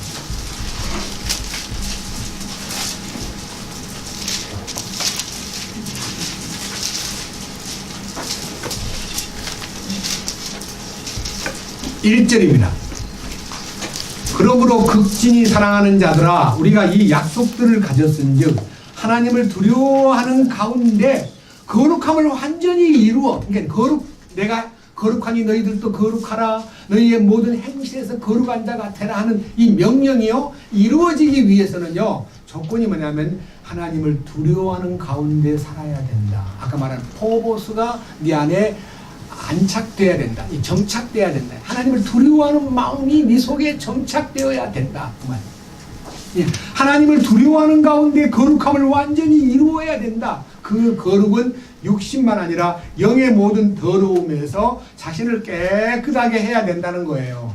이건 노력의 명령이 아니고요, 성령을 통해서 진리에 순종함으로 이 혼을 깨끗하게 하는 건 맞습니다. 그러나 하나님을 두려워하는 마음 가운데서 진리를 추구하는 마음이 간절하며 날마다 더 새로워지고 더 정결하게 되는 겁니다. 그래서 흠과 티가 없는 자리로까지 딱 올라서게 되는 것입니다. 그래서 밑에 한번 보십시오. 자, 5절 봅니다. 우리가 마케도냐에 이르렀을 때에 우리 육체에 안식이 없었으며 우리가 사방에서 고난을 당하여 밖에는 싸움이 있었고 안에는 두려움이 있습니다. 그렇습니다. 어떤 형편이 어려워져 가지고요, 아주 막 힘들고 육체가 막 눌려 가지고 어려울 때에도 비록 바깥에서는 싸움이 벌어지고 있지만요, 이 깊은 속에서는 하나님을 향한 두려움이 있습니다. 여기서 말하는 5절의 두려움이라는 단어도 포보스입니다. 무슨 말이냐? 주님을 우러러보는 마음이 있으면 그 고난과 어려움과 모든 육체적인 아픔이요, 아무 짐이 안 된다, 그런 뜻입니다. 놀라워요.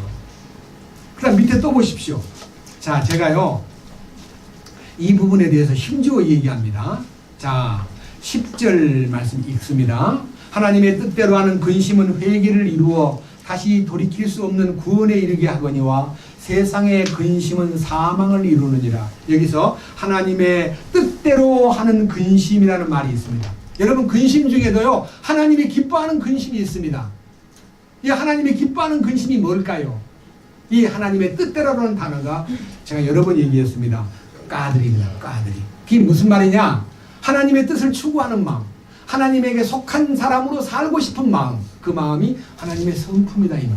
하나님의 성품 안에서 마음속에서 내가 이것이 내 안에 이루어지지 아니함을 근심하고 애태우고, 주여 하나님의 성품이 내 안에 나타나서 나의 삶을 지배하소서 하고 갈망하면요, 나의 부족한 성품과 나의 부족한 모든 모난 것들이 다 물러가더라. 물러가면 어떤 일이 벌어지느냐, 이 속에서 여러분 속에서 공통적으로 읽고 있는 이 11절의 말씀이요. 고린도 교회가 죄 가운데 있다가 회복이 돼가지고요. 그 속에서 일어나는 놀라운 변화에 대한 표현이 이렇게 다양한 방법으로 나와 있는데 11절 너희가 하나님께 속한 방법대로 하나님께 속한 하는 말은요. 하나님이 기뻐하는 성품에 따른 어떤 태도가 나오면 이것을 보라. 바로 이것을 보라. 이것이 뭐냐? 그것은 너희로 하여금 얼마나 조심하게 하며 참으로 얼마나 너희 자신을 해명하게 하며 참으로 얼마나 붕괴하게 하며 참으로 얼마나 두려워하게 하며 여기서 말하는 두려워하게 만드는 요 말이 포보스입니다. 뭔 말입니까?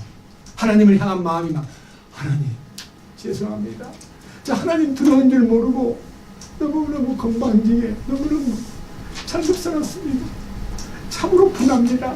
과거가 너무너무 참 분합니다. 이제는 그렇지 않겠습니다. 사람을 두려워했는데 그것도 내려놓겠습니다. 주님만 두려운 분입니다. 이 마음이요. 마음에서 막 솟구쳐 올라올 때 주님 얼마나 두려워하게 하며 다하며 얼마나 열심히 있게 하며 얼마나 열렬히 갈망하게 하며 이게요. 마음이 막 우러나오는 거예요. 이 변화된 사람의 모습이에요. 그래서 이 세상 나그네 길을 걸어갈 때 두려움으로 치는 이 말은요. 주님의 두려움을 따라 살 때 빌립보 2장 12절에요. 두렵고 떨림으로 너희 구원을 일하여 입증하라. 예, 이 속에서 일하시는 주님이 나의 두려운 마음과 떨리는 마음을 이용해 가지고 당신이 나타난다는 것입니다. 이런 무릎 꿇는 자세를 일컬어 두렵고 떨림으로라는 단어가 나옵니다. 나보고 벌벌 떨고 하나님 무섭습니다. 그런 말이 아닙니다. 우리가 진심으로 주님의 이끄심 속에서 살 것을 요구하시는데 이제 마지막 얘기입니다. 15절 고린도후서 7장 15절 그는 너희가 두려움과 떨림으로 자기들을 받아들인 것 즉 너희 모두의 순종을 기억하고 자기의 내적 애정을 너희에게 더욱 넘치도록 기울이느니라. 여기에요. 모두의 순종과 내적인 애정을 넘치도록 나타낸다. 이 말이 뭔 말이냐면요. 옛날에는 막 다투고 막 성질 내고 나는 바울이 좋아. 나는 게바가 좋아. 나는 아볼로가 좋아. 나는 그리스도야. 하면서 다투던 사람들이요. 깊은 두려움 속에서 내적인 애정을 갖고 서로를 만지기 때문에 아주 평화가 찾아오고 이 고린도 교회가 변화된 모습에 대한 간증입니다. 여러분 우리는 고린도 교회가 변화되어 고린도 후서의 간증이 살아있듯이 우리도 변화되어 새로운 길을 걷는 사람일진데 이 나그네 생활에서 두려움으로 지내라는 얘기가요. 우리 자신이 말하는데 일거일도 행동하는데 심지어는 주님이 컨트롤하고 주님이 나를 다루는 일에 대해서 관심을 기울일 때에 영적 생활이 엄청나게 향상되고 축복이 넘치는 생활이 되리라는 확신 속에서 이 말씀을 올렸습니다. 주님을 찬양합니다. 주님 감사합니다. 우리가 주님의 거룩을 이루기 위해서 마음의 갈망이 있습니다. 그것은 우리의 소원이긴 하지만 주님의 소원이십니다. 우리가 노력하고 발버둥 치고 노력 결과로서 거룩을 달성하는 것이 아니라 우리가 이 땅의 순례자로서 나그네로서 주님을 바라보면서 뒤돌아보지 않고 항상 푯대를 향하여 뒤의 것은 잊어버리고 앞에 있는 것을 잡으려고 푯대를 향하여 쫓아가는 사람이 될 때에 그 속에서 주님이 두려움으로 지내라 하신 명령이 우리의 삶 속에 실제가 되게 하시고 주님을 향한 간증이 살아있고 또 주님의 뜻을 받들어 사는 하나님의 성품에 순종하는 그래서 하나님의 신성한 성품을 따라서 우리 주님의 온유와 겸손을 나타내는 사람으로 살도록 이끄시옵소서. 우리 주 예수 그리스도의 이름으로 기도드렸습니다. 아멘.